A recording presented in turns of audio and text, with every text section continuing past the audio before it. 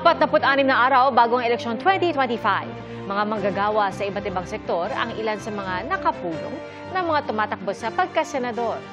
Ating saksihan. Serbisyong tubig ang tinalakay ni David De Angelo sa San Jose del Monte, Bulacan. Dumalo si Angelo de Alban sa Kaamulan Festival sa Malaybalay, Bukidnon. Pag-iwas sa droga sa pamamagitan ng sports ang advokasya ni Senator Bongo. Si Raul Ambino nag-motorcade sa ilang bahagi ng Quezon City.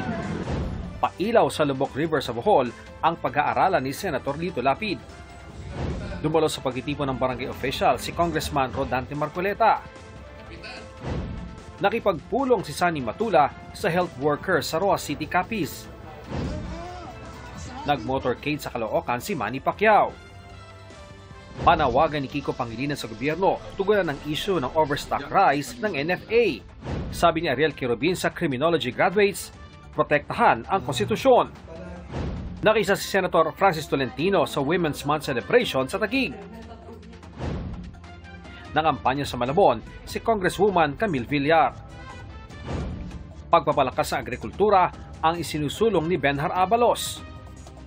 Nakipagpulong si Aline Andamo sa mga nagpoprotestang magsasaka sa DAR. Kabuhayan ng maliliit na mangingisda ang sinusulong ni Bam Aquino.